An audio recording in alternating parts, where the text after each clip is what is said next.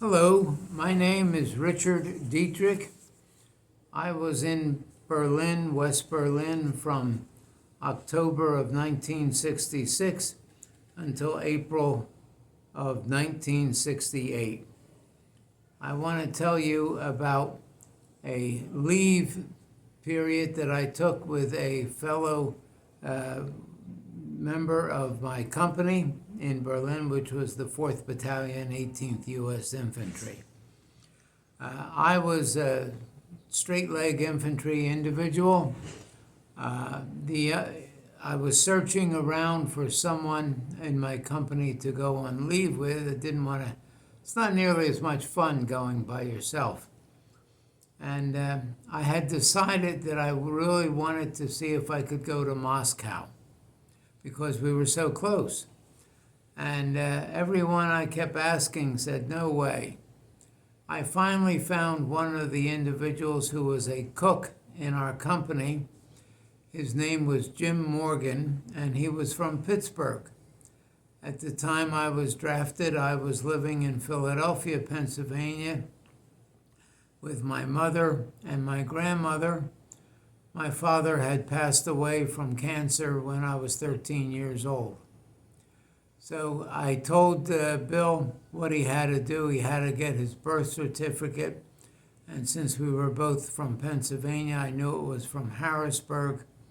He contacted his parents back in Pittsburgh, and they told him, though, they had a copy of it, and they were going to send it to him. They did. However, it was not a birth certificate. It was a certificate of birth registration.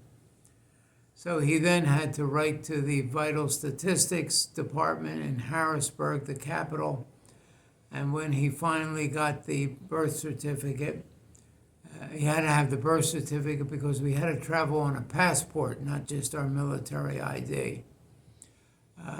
When he got it, it was too late to make the reservation for the two of us to go to Moscow. So instead of that, we took in several large cities in Western Europe. We went on the duty train from Berlin to Frankfurt, spent a couple of days in Frankfurt. We then took the duty train back to Berlin to kill a couple of days.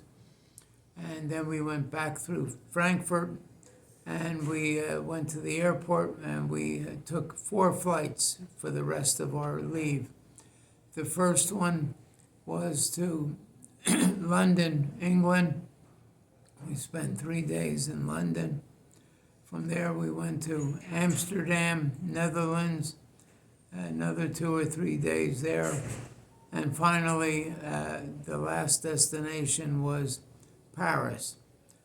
Paris was the only place where the taxi driver took us over. He took us on a very circuitous route to get from the airport to the hotel.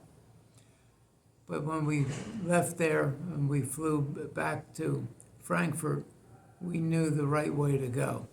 And so that did not happen. While we were in Paris, we went to the Moulin Rouge, and the minimum charge for 2 people was a magnum of champagne. Well, Bill was just a little bit younger than I. I was well past 21. I was 21 when I was drafted in '66. And he was 21 at this time. Wouldn't have mattered in Paris anyway. But he tasted the champagne, and he couldn't stand it. It was way too dry for him. And to tell the truth, it was the driest wine I have ever had in my entire life to this day. But because he wasn't going to drink it, I must have drank at least 80% of this magnum. And both of us, at the end of the night, we walked back to our hotel in Paris. It took a little longer because we were walking, a little bit like this. But we had a good time. And we enjoyed it. We both enjoyed our tour in Berlin. He was a real nice guy, and I was very glad that I went on leave with him.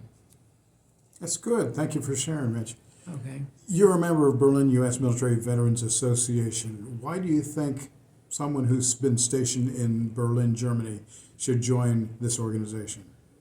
The nature of the organization, because we pulled out of Berlin in 1994, is in effect a dying organization. There are no new people, no younger people who qualify for membership.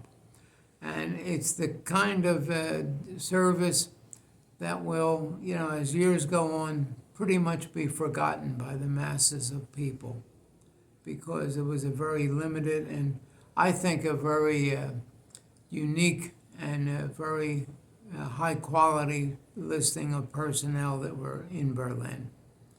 What have you gotten out of being involved in this organization?